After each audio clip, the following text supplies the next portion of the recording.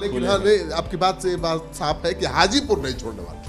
हाँ बिल्कुल, हाजीपुर जैसा मैंने कहा, अब मैं अपने पिता से नज़रें नहीं मिला पाऊँगा, उनके तस्वीर पे कभी पुष्पांजलि नहीं दे पाऊँगा अगर उनके जाने के बाद मैं हाजीपुर का अगर मैंने जिम्मेदारी नहीं ली या वहाँ का ध्यान नहीं रख पाया। हाजीपुर के लोग भी बहुत डिमांड कर रहे हैं। मैंने सर्वे कराया था वहाँ, तो एक भी आदमी नहीं मिला जो आपके खिलाफ हो। ये क्या जादू है? ये पिताजी का जादू है, लोगों का प्यार उनके लिए है और उनके जाने के बाद देखिए ये हम लोग की संस्कृति में भी है, हम लोग की परंपराओं में हम लोगों ने देखा है कि पिता के बाद उनके पुत्र को उनकी पुत्री में ही पिता की माता की छवि को देखा जाता है। पापा के जाने के बाद ज़रूर मैं उनका अंश हूँ भाई, उनके संस्कार हैं मुझ में, उन्हीं का ही खून मेरी रगों में दौड़ता है, तो यकीनन कहीं ना कहीं उनकी छवि हाजीपुर की जनता आज शायद मुझ में देखती है। नमस्कार, सिटी पोस्ट में आपका स्वागत है। मैं हूं श्रीकांत प्रत्युष और मेरे साथ हैं बिहार के युवा नेता चिराग पासवान जी। चिराग जी, सबकी नज़र आप पर टिकी हुई है क्योंकि आप धुआंधार आम सभाएं कर रहे हैं। अभी तो चुनाव बहुत दूर है जी। इतना धुआंधार कार्यक्रम देने का मतलब क्या है, मकसद क्या है, तैयारी है? ये बात सही है भाई, एक लौते शायद हम ही लोग हैं जो बिहार में इस मौसम में जहाँ पे 42-44 डिग्री की गर्मी है और बिना किसी चुनाव के, और सौभाग्य मेरे लिए इस बात का है, गर्व मुझे इस बात का होता है कि उसके बावजूद इतनी गर्मी बिना किसी चुनाव के जिस भारी संख्या में जिस उत्साह के साथ भीड़ आती है, लोग आते हैं वहाँ पर, तो ये मेरे मनोबल को और बढ़ाता है। कारण है, बार बार मैंने इस बात को कहा है, मेरी प्राथमिकता अभी सिर्फ और सिर्फ पार्टी के संगठन को और अपने जनाधार का विस्तार करना, संगठन को और मजबूत करना। पिछले 2 साल मेरे लिए कठिन रहे, literally starting from the scratch वाली बात है, एक नए सिरे से पार्टी को शुरू करना, और इसी उद्देश्य के साथ ये तमाम कार्यक्रमों को आयोजित किया जा रहा है ताकि ज़्यादा से ज़्यादा लोगों के बीच बिहार फर्स्ट, बिहारी फर्स्ट को लेकर पहुंचूं। और यकीनन चुनावी वर्ष है तो चुनाव भी कहीं ना कहीं एक दृष्टि में तो ध्यान में रखा हुआ है। लोग कह भी रहे हैं, सोशल मीडिया पर कमेंट आ रहा है कि आपका जो ये स्लोगन है बिहारी फर्स्ट, ये किसी पार्टी का नहीं है, किसी नेता का नहीं है, और कह रहे हैं कि सब लोग तो जात पात का राजनीति करते हैं, चिराग पासवान बिहारी फर्स्ट की बात कर रहे हैं। ये बहुत यूथ को भा रहा है जी। तो ये किस हद तक आपको चुनाव में फायदा पहुंचाएगा, आपको क्या लगता है? फायदे की दृष्टि से नहीं, बट हाँ समाज को, पूरे प्रदेश को एक करने की दृष्टि से ये नारा मेरे द्वारा, मेरी पार्टी और बल्कि ये मेरे नेता, मेरे पिता आदरणीय रामविलास पासवान जी के अंतिम दिनों की ये सोच थी, और उसी वक्त ये पूरा vision document Bihar first, Bihari first का वो तैयार कर गए थे। और उस वक्त भी सोच यही थी, मैं भी मानता हूँ इस बात को कि बिहार का अगर सबसे ज़्यादा नुकसान किसी ने किया है तो बिहार की जातीय व्यवस्था ने किया है। यहाँ पर समय समय पर उत्पन्न किए जा रहे सांप्रदायिक माहौल ने किया है, और जिस तरीके से बिहारियों को सिर्फ जाति में बांट के रख दिया। आप कहीं सड़क पर चले जाइए तो किसी की पहली पहचान बिहारी नहीं होता, उसकी पहली पहचान उसका ब्राह्मण होना, भूमियार होना, उसका दलित होना, पिछड़ा होना, अति पिछड़ा होना, हिंदू होना या मुसलमान होना, ये उसकी पहली पहचान बनकर रह जाता है। ऐसे में एक समावेशी माहौल तैयार करने की ज़रूरत थी, और इसी सोच के साथ हम लोग 13 करोड़ बिहारियों की हम लोग बात करते हैं, ना किसी जात की ना किसी धर्म की। लेकिन इतनी रैली आप कैसे ऑर्गेनाइज कर लेते हैं? इतनी भीड़ तो ठीक है, भीड़ आती है आपको देखने सुनने भी आती है, लेकिन इतनी जल्दी और हर जगह पर अभी से क्या मतलब सिस्टम क्या है आपका? इसके लिए मैं ये श्रेय अपने पार्टी के तमाम नेता कार्यकर्ताओं को दूंगा, जिन्होंने अलग अलग ज़िलों में अलग अलग विधानसभा की जिम्मेदारी संभाली है। हमारे तमाम जिला अध्यक्ष हों या जिला प्रभारी हों, जो समय समय पर अलग अलग ज़िलों में कार्यक्रम आयोजित करते हैं। साथ में एक बड़ी संख्या में लोक जनशक्ति पार्टी, रामविलास और बिहार फर्स्ट, बिहारी फर्स्ट पर विश्वास रखकर नए ऐसे लोग हैं जो पार्टी के साथ जुड़ना चाहते हैं, तो कई कार्यक्रम मिलन समारोह के तहत उनके द्वारा चुकी है। नई पार्टी आपने बनाई है, तो पुराने लोग ही हैं या नए ज़्यादा लोग आए? नहीं, नए काफ़ी लोग आ रहे हैं। पुराने लोगों को तो फिर भी जांच परख के ही पार्टी वापस, अगर पार्टी में नहीं एक आम राय बनती है कि जिन लोगों ने बुरे दिनों में पार्टी का साथ छोड़ा, या जो लोग पार्टी को धोखा देकर गए या हम लोग की पीठ में खंजर भोंके गए, तो एक प्रश्न चिन्ह के साथ उनको वापस लेते वक्त पार्टी में ज़रूर एक आम राय जब तक नहीं बनती तो फैसला नहीं होता। बट हाँ, कई ऐसे नए लोग हैं जो पार्टी की सदस्यता ले रहे हैं इस दौरान। चिराग जी, सबसे बड़ा सवाल ये है कि आप किसके साथ जाने वाले हैं? मानकर चला जा रहा है कि आप बीजेपी के साथ ही जाएंगे, लेकिन आरजेडी, एक सर्वे किया था हाजीपुर में मेरे रिपोर्टर ने, वहाँ आरजेडी के लोग भी कह रहे हैं कि नहीं, चिराग पासवान को चुनाव लड़ना चाहिए हाजीपुर से। वहाँ बीजेपी के लोग भी कह रहे हैं कि चिराग पासवान को लड़ना चाहिए चुनाव, तो दोनों साइड से आपकी डिमांड है, मतलब दोनों हाथ में लड्डू है आपका। भैया देखिए, पता नहीं गठबंधन किसके साथ होता है, ये मुझे लगता है अभी समय के घर में है, आने वाला समय ही बताएगा कि गठबंधन हम लोग किसके साथ करते हैं और क्या गठबंधन का स्वरूप रहता है। हाजीपुर का आपने जिक्र किया, मेरे पिता की कर्मभूमि रही है। हाजीपुर की पहचान मेरे पिता के नाम से होती है और उससे बड़े गर्व की बात यह है कि मेरे पिता की पहचान हाजीपुर के नाम से होती है। आज आप देश में ही नहीं, दुनिया के किसी कोने में चले जाइए, Guinness book of world record में दो बार मेरे पिता आदरणीय रामविलास पासवान जी का नाम हाजीपुर की जनता ने दर्ज कराने का काम किया। तो ऐसे में आज जब वो नहीं है, उनकी गैर मौजूदगी में एक पुत्र धर्म के नाते बोल लीजिए, मेरी जिम्मेदारी बनती है, मेरा उत्तरदायित्व बनता है कि उनके अधूरे कार्यों को उनके क्षेत्र में जाकर मैं पूरा करूं। तो यकीनन हाजीपुर मेरी प्राथमिकताओं में से है। पुनः मैं गठबंधन पे आऊँगा। मुझे लगता है ये फैसला आम तौर पर वैसे भी गठबंधन राजनीति में चुनाव के आसपास ही होता, उसी वक्त गठबंधन तय होते हैं, सीटों की संख्याओं का चयन होता है, सीटों का चयन होता है। तो मुझे लगता है फ़िलहाल उसमें अभी समय है। फ़िलहाल मेरा ध्यान केंद्रित है, मेरी प्राथमिकता संगठन और जनाधार। हाजीपुर से लड़ना चाहते हैं ना? जैसे मैंने कहा, हाजीपुर को मैं छोड़ तो बिल्कुल नहीं सकता भाई। हाजीपुर की एक बड़ी जिम्मेदारी एक पुत्र होने के नाते मैं मानता हूं कि मेरे कंधों पर है। चिराग जी, दूसरा सवाल ये है, अहम सवाल है कि आपके चाचा कहेंगे बीजेपी से, जो बीजेपी के साथ ही गए पार्टी तोड़कर ना, अब तो बीजेपी भी कहीं ना कहीं से जिम्मेवार है। वो कहेंगे कि हम तो हाजीपुर के अलावा कहीं चुनाव लड़ ही नहीं सकते, जीत ही नहीं सकते, तब क्या होगा? मैं किसी को कोई धर्म संकट में नहीं डाल रहा, बट जैसा मैंने कहा कि ये मेरी कुछ बातें हैं जो मैं किसी भी गठबंधन के सामने मैं रखूँगा। कुछ समझौते हैं जो मेरे लिए करने संभव नहीं हैं, कुछ फैसले हैं जो मेरे लिए लेने बहुत ज़रूरी हैं और अंतोगत्वा मुझे लगता है गठबंधन इन्हीं चर्चाओं के आधार पर होता है।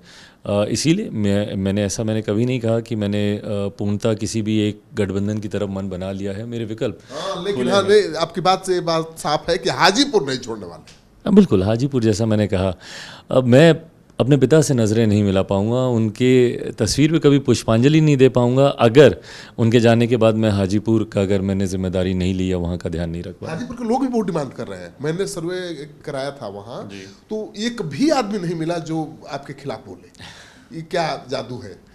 ये पिताजी का जादू है। लोगों का प्यार उनके लिए है और उनके जाने के बाद देखिए, ये हम लोग की संस्कृति में भी है, हम लोग की परंपराओं में हम लोगों ने देखा है कि पिता के बाद उनके पुत्र को, उनकी पुत्री में ही पिता की, माता की छवि को देखा जाता है। पापा के जाने के बाद ज़रूर मैं उनका अंश हूँ भाई, उनके संस्कार हैं मुझ में, उन्हीं का ही खून मेरी रगों में दौड़ता है, तो यकीनन कहीं ना कहीं उनकी छवि हाजीपुर की जनता आज शायद मुझ में देखती है। लेकिन आपको दुविधा नहीं होगा? आरजेडी वाले भी बहुत जोर दे रहे हैं, नहीं चिराग जी को तो आरजेडी से ही लड़ना चाहिए, महागठबंधन से लड़ना चाहिए, हम लोग रिकॉर्ड तोड़ेंगे। आदरणीय लालू जी मेरे पिता तुल्य रहे हैं, अभिभावक के समान हैं और उनसे आज से नहीं, बहुत पुराने और लंबे संबंध हैं और यही संबंध अगली पीढ़ी भी निभा रही है। मेरे रिश्ते तेजस्वी जी से हों, उनके भाई बहनों के साथ हों, तो वो उतने ही खूबसूरत वो भी रिश्ते रहे हैं, पर वो पारिवारिक हैं, उसके राजनीतिक मायने नहीं निकाले जाने चाहिए। मुझे ऐसे समय में आदरणीय लालू जी का साथ, उनका आशीर्वाद मिला जब मैं व्यक्तिगत और राजनीतिक तौर पे कठिन समय से गुजर रहा था। तो यकीनन जब ऐसी मंशा उस तरफ से आती है तो कहीं ना कहीं मेरे मनोबल को और बढ़ाती है कि कुछ लोग हैं जो कि मजबूती से हर परिस्थिति में साथ देते हैं। आपकी पार्टी टूटी, 5 सांसद चले गए चाचा के साथ और 5 अब चक्कर लगा रहे हैं चिराग के पास। 5 नहीं पर उनमें से क्योंकि तो लगा रहे हैं, दो ऐसे हैं मेरे आदरणीय चाचा जी और मेरे भाई जो नहीं चक्कर लगा रहे हैं, बट खैर कोई चक्कर लगाए ऐसी मेरी मंशा भी नहीं है। उन लोगों ने जो, जब उनको ठीक लगा, उन लोगों ने अपने हिसाब से फैसला लिया और आज जब उनको लग रहा है कि संभवतः वो फैसला गलत था, तो उनकी पार्टी के कई ऐसे सांसद हैं जो मेरे संपर्क में हैं, आते हैं, मिलते हैं, अपने भविष्य देंगे, माफीनामा मिलेगा। ये अंतोगत्वा पार्टी को डिसाइड करना भैया, इसमें मेरी कोई भूमिका नहीं है। पार्टी का संसदीय बोर्ड है जो तमाम चुनाव से जुड़े हुए फैसले करता है। नहीं कि नहीं, उनको अब लेना ही नहीं है। राजनीति में बहुत ज़्यादा रिजिड होकर चला भी नहीं जा सकता। तो मतलब जो आपके साथ आना चाहते हैं, गलती अपनी मान रहे हैं, उनको मौका मिल सकता है। इसीलिए मेरी मुलाकातें ज़रूर उनसे हो रही हैं, और एक बार नहीं, कई कई बार हो रही हैं। चिराग जी, इस चुनाव में एक तरफ देख रहे हैं बीजेपी हिंदुत्व के मुद्दा को उठा रही है, बागेश्वर बाबा भी आए, आरजेडी ने उनका विरोध भी किया और वो रिकॉर्ड तोड़ के चले गए। तो हिंदुत्व एक बड़ा मुद्दा हो सकता है बिहार के लोकसभा चुनाव में, आपको नहीं लगता है?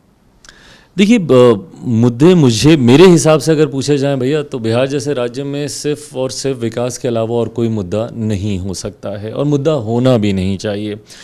हिंदुत्व या किसी धर्म का या किसी जाति के आधार पर घोषणाएं, चर्चाएं, लोभ लुभावने, वादे, मैं उनको उचित मैं नहीं मानता हूं। मैं मानता हूं कि आपके मैनिफेस्टो में सिर्फ और सिर्फ आपसे, आपके भविष्य, आपके क्षेत्र से जुड़े हुए विकास के मुद्दों पर ही चर्चा होनी चाहिए। ठीक है भाई, ये तमाम धर्मगुरु आते हैं, अपनी बातों को रखते हैं, और जिनकी आस्था होती है वो उनमें विश्वास भी रखते हैं, और ज़रूरी नहीं है कि आपकी आस्था जिसमें है मेरी भी उसमें हो, मेरी जिसमें है आपकी भी उसमें हो।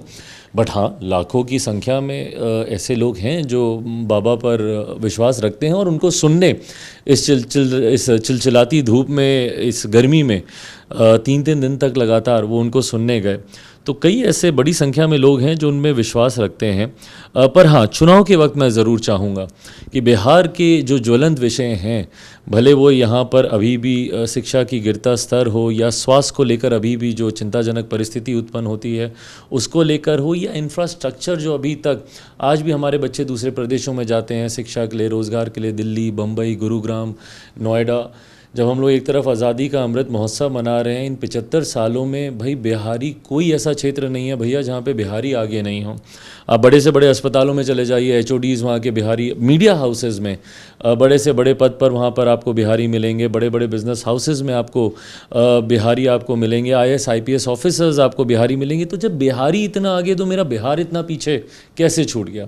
ये एक बड़ा सवाल अपने में बनता है। क्यों बिहार में IT जॉब, IT सेक्टर्स नहीं आते? क्यों इंडस्ट्रियलाइजेशन यहाँ पर नहीं होता? कृषि प्रधान प्रदेश है हमारा, क्यों नहीं यहाँ पर हम लोग किसानों के लिए ऐसी सुविधाएं देते ताकि उनका पर कैपिटा इनकम बढ़े, उनके हाथों में ज़्यादा पैसे आएँ? तो मुझे लगता है चुनावी मुद्दा यही होना चाहिए। शिक्षकों के हालात देख लीजिए, नालंदा यूनिवर्सिटी पे हम लोग तब गर्व करते थे जब देश का दुनिया ने शिक्षा के महत्व को नहीं पहचाना, और आज उसी राज्य में 3 साल का डिग्री का कोर्स 4-4, 5-5, 6-6 साल तक खींचा जाता है। तो मुझे लगता है चुनाव के वक्त मुद्दे सिर्फ ये होने चाहिए। नीतीश कुमार पर ज़्यादा हमलावर है चिराग पासवान। जी बिल्कुल, क्योंकि मैं मानता हूं कि उनकी नीतियां ही सबसे बड़ा कारण रही हैं बिहार को बर्बादी की कगार पर लाकर खड़ा करने। पार्टी को तोड़ने के लिए भी जिम्मेदार मानते हैं वो ज़रूर, वो एड ऑन मुद्दे ज़रूर हो सकते हैं। मेरे पिता का उन्होंने कई बार अपमान किया है। मेरे पिता के कद को बार बार छोटा करने के लिए उनकी पार्टी के विधायकों को तोड़ना, 2005 हम सब लोगों ने देखा, पार्टी के विधान पार्षद, सांसदों को तोड़ना, दलित महादलित की पूरी जात पात की राजनीति ही मेरे पिता के कद को छोटा करने की सोच के साथ बुनी गई थी। बट बहरहाल उससे ज़्यादा मेरी नाराज़गी उनकी नीतियों को लेकर होती है। भैया सोचिए कि जिस प्रदेश का सरकारी एजेंडा ही 7 निश्चय हो, जहाँ का सरकारी एजेंडा ही नली गली बनाना हो, नल का जल पहुँचाना हो, वो प्रदेश कैसे विकसित राज्यों की श्रेणी में बराबरी पर आकर खड़ा होगा? भाई 7 निश्चय में जो जो योजना है, नली गली, नल जल, ये तो आपको बाय डिफ़ॉल्ट करना ही है, किसी भी सरकार को करना है। इसको सरकारी एजेंडा बनाने की क्या ज़रूरत है? सरकारी एजेंडा में आपका IT सेक्टर होना चाहिए था, आपका इंडस्ट्रियलाइजेशन होना चाहिए था, प्रति व्यक्ति की आय आप कैसे बढ़ाएंगे, बिहार में टूरिज़्म को आप कैसे बढ़ाएंगे? भाई अनंत संभावना है, और कितने ऐसे राज्य नहीं, कितने ऐसे देश हैं भैया जो सिर्फ टूरिज़्म पे चलते हैं। और बिहार सोचिए, एक से एक महापुरुषों की ये धरती रही है। अगर अयोध्या में इतने बड़े भव्य राम मंदिर का निर्माण हो सकता है, तो मेरी माता सीता का सीतामढ़ी में उतना भव्य मंदिर क्यों नहीं बन सकता? क्यों नहीं एक 6 लेन का कॉरिडोर बन सकता कि हर वो व्यक्ति जो भगवान राम के दर्शन करने जाए वो माता सीता का आशीर्वाद लेने आए? गुरु गोविंद सिंह जी की धरती रही है, गौतम बुद्ध की ये धरती रही है, भगवान महावीर की ये धरती रही है, एक से एक टूरिस्ट स्पॉट यहाँ पे रहे हैं। तो क्यों नहीं टूरिज़्म को? बट उसके लिए बेसिक ज़रूरत है कि एक सेंस ऑफ सिक्योरिटी तो आप देंगे। जिस राज्य में आए दिन हत्याएं हो रही हैं, सुबह हम लोग सो के नहीं उठते तब तक 4 जिला में हत्याएं हो गई होती हैं, तो ऐसे में कोई क्यों आएगा आपके प्रदेश? क्यों निवेश करेगा, या कोई टूरिस्ट क्यों आएगा? तो जो मुख्यमंत्री इस तरफ सोचे ही नहीं। आज भी मेरे मुख्यमंत्री से सवाल कीजिए ना कि भाई आज से 5 साल के बाद का उनका क्या विजन है, उनके पास विजन ही नहीं है, विजन लेस है वो। उनको सिर्फ ये नल जल दिखता है और जात पात दिखता है, पर बिहार में कॉन्क्रीट विकास की कोई योजना है ही नहीं उनके बिहार को जंगल राज से निकालने का श्रेय भी तो नीतीश कुमार को जाता है। और पुनः उसी महाजंगल राज में लेके जाने का भी श्रेय उन्हीं को ही जाता है। भाई किसने बताया था हम लोगों को कि बिहार में 90 के दशक में जंगल राज था? मेरी उम्र का कोई लड़का भैया 30 साल का, 35 साल का, 40 साल का, 25 साल का, या for that matter first time voter जो आज 20-21 साल का होगा, उसको याद है कि 90 के दशक क्या था क्या नहीं। वो तो आपका दशक देख रहा है ना भैया, और उसको नहीं फर्क पड़ता कि 90 के दशक में क्या हुआ क्या नहीं हुआ। उसको आज का फर्क पड़ता है कि आज कितनी हत्याएं हो रही हैं। उसको आज फर्क पड़ता है कि उसका कोई भी सरकारी काम बिना घूस दिए नहीं होता। उसके लिए ये बड़ी चिंता का विषय है। बार बार आप और आप ही डर दिखाते थे, यही मुख्यमंत्रियों, और ज़्यादा दूर की बात नहीं है भैया, 2020 के विधानसभा के चुनाव के इनके तमाम आर्काइव्स में से वीडियो निकालिए। हर मंच पे खड़े हो होकर 2020 में बोलते थे, 3 साल पहले ही, अरे जाओ जाकर पूछो अपने बाप दादा से 15 साल पहले का बिहार कैसा था। तो भैया आप ही तो हमको बताए कि 15 साल पहले का बिहार बहुत बुरा था, और आज आप उन्हीं के साथ मिलकर उन्हीं के दौर में पुनः बिहार को ले गए। तो इसका जवाब तो मुख्यमंत्री देंगे ना कि क्या आप तब सही बोल रहे थे कि आप आज सही बोल रहे हैं। तो पूरा विपक्ष को गोलबंद कर रहे हैं, पीएम पद के दावेदार भी हैं, उनकी मुहिम को कैसे देखते हैं चिराग पासवान? जो मुख्यमंत्री के दावेदार नहीं हो पाए वो प्रधानमंत्री के दावेदार बनेंगे। ईमानदारी से बताइए, 2020 की जनता ने इनको मुख्यमंत्री बनाने के लिए चुना था। चुना होता तो तीसरे नंबर की पार्टी नहीं होते ये। चुना होता तो आधे से ज़्यादा इनके प्रत्याशी चुनाव नहीं हार जाते, आधे से ज़्यादा इनके सिटिंग विधायक चुनाव नहीं हार जाते। तो जिनको बिहार की ही जनता ने नकार दिया, उनको देश की जनता स्वीकार करेगी। तो कह रहे हैं कि चिराग पासवान को बीजेपी ने सेट करके हरा दिया हमको। अरे बीजेपी ने सेट करके हरा दिया भाई, ये चिराग मॉडल का ये जिक्र करते हैं, पूछिए तो है क्या वो चिराग मॉडल? चिराग मॉडल जन भावनाओं का प्रतीक है। आज इनके पास जितनी फुर्सत है ना भैया, जा जाके दरवाजे दरवाजे ये अर्जी देते हैं कि मुझे प्रधानमंत्री बना दो। कभी केजरीवाल जी के दरवाजे पे, कभी उद्धव जी के दरवाजे पे, कभी बिजू पटनायक जी के दरवाजे पे। जितने दरवाज़ों पर ये जा रहे हैं अपनी अर्जी लेकर, किसी एक पीड़ित के दरवाजे पे चले जाते हैं ना बिहार में, आए दिन हत्याएं हो रही हैं। मुझे एक तस्वीर दिखा दीजिए जहाँ पे किसी पीड़ित परिवार के आंसू पोंछने गए हों, या जहरीली शराब से आए दिन मौतें होती हैं। किसी एक घर पे दिखा दीजिए जिस महिला के जाके इन्होंने आंसू पोंछे हो। दिक्कत ये है कि ये जनता के बीच जाते नहीं, इनको जनता का आक्रोश नहीं पता। प्रधानमंत्री पर तो ये तंज कसते हैं कि भैया नली का भी उद्घाटन होगा तो चले जाएंगे और संसद का भी होगा। ये खूबसूरती तो है ना कम से कम प्रधानमंत्री जी में, कि छोटी छोटी चीज़ों पर व्यक्तिगत ध्यान देते हैं। आपने अगर ध्यान दिया होता बिहार की छोटी चीज़ों पर, तो संभवतः आज बिहार की तस्वीर कुछ और होती। आपको पता ही नहीं है कि बिहार कब आपके हाथों से निकल गया। आपको पता ही नहीं चला कि बिहारी कब आपसे दूर हो गए, छिटक गए, और परिणाम स्वरूप इनकी नींद खुली 2020 में, जब तीसरे नंबर की पार्टी बने। और आज हमको बोल रहे हैं, अच्छा तीसरे नंबर की पार्टी वाले को कोई देश में प्रधानमंत्री का दावेदार समझेगा भैया? कांग्रेस नहीं है 600-700 विधायक के साथ, ममता जी नहीं है 200+ विधायकों के साथ, केजरीवाल जी दिल्ली और बिहार मिला दीजिए 150 से ज़्यादा विधायक हैं, अखिलेश यादव जी के पास 125 से ज़्यादा विधायक हैं। तो इन सब को छोड़कर इन 40 विधायक वाले को कोई देश का प्रधानमंत्री बनाएगा, अपना नेता समझेगा? क्यों समझेगा? आखिरी सवाल ये है कि चिराग पासवान लोकसभा चुनाव में कितनी सीटों पर लड़ेंगे? ईमानदारी की बात है भैया, मैं कोर वोटर पासवान जी का आपके साथ है। मैं गठबंधन धर्म की मर्यादा को तोड़ूंगा अगर मैं ऐसी कोई भी चर्चा या संख्या की कोई भी जानकारी मैं गठबंधन के भीतर बाद में और सार्वजनिक मंच में मैं पहले रखूं। गठबंधन धर्म की मर्यादा सिखाती है हम लोगों की पहले तमाम बातें गठबंधन के भीतर। पासवान जी के जो कोर वोटर है वो तो चिराग पासवान के साथ खड़े हैं, साफ दिख रहा है। फिर तो दावा तो उतना ही बनता है ना जितना पिछले चुनाव में बना था। बिल्कुल उतना बनता है, उससे ज़्यादा बनता है जो भी दावा बनता है। पर ये तमाम बातें एक बार पहले गठबंधन के भीतर तय होंगी, तभी मैं इस पर कोई सार्वजनिक बयानबाजी कर पाऊँ। डर लगता है कि चिराग पासवान कहीं नीतीश कुमार न बन जाए बीजेपी के लिए, मजबूरी मतलब न बन जाए। मुझे नहीं पता कि इनको क्या डर लगता है, बट मैं सिर्फ और सिर्फ बिहार को आगे लेकर जाने की सोच के साथ काम करने के लिए आया हूँ यहाँ पर। तो आप सुन रहे थे चिराग पासवान को, और मुझे उम्मीद है कि आपको आपके हर सवाल का जवाब मिल गया होगा।